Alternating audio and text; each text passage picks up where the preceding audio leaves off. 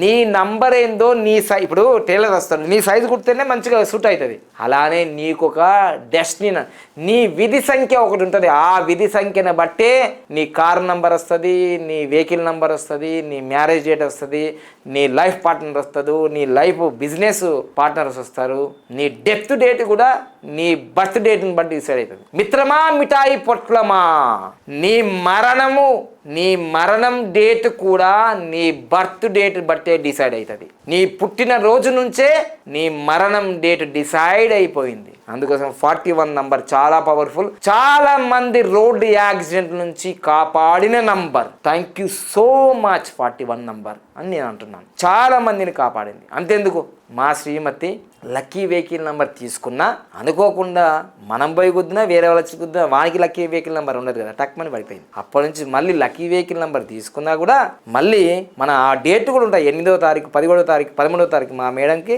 కరెక్ట్గా 8వ తారీఖు యాక్సిడెంట్ జరిగింది. 2 వీలర్కి 13వ తారీఖు జరిగింది. లాస్ట్ ఇయర్ మే నెలలో. ఇప్పుడు 1 ఇయర్ అవుతుంది. అర్థమైందా? అనుకోకుండా జరుగుతాయి కాబట్టి వాటిని యాక్సిడెంట్స్ అంటారు. మనమేం చేయలేం, జరిగేది జరుగు తీరుతుంది. కానీ కనీసం గుడ్డి కన్నా మెల్లనయం, ఇది గుడ్డి కన్నా మెల్లనయం. నైనా కనీసం అన్న చూస్తావు ఇట్లా. ఇది ఎంత పవర్, ఇది అనుభవంతో చెప్తున్నా. తర్వాత మళ్ళీ మా మేడం వెహికల్కి మళ్ళీ నేను 41 నంబర్ అతికిచ్చా. లక్కీ వెహికల్ నెంబర్ తీసుకోండి, అది చాలా మంచిది. వెహికల్ నెంబర్ తీసుకున్న తర్వాత కూడా 41 నంబర్ అతికించుకోండి, చాలా మంచిది.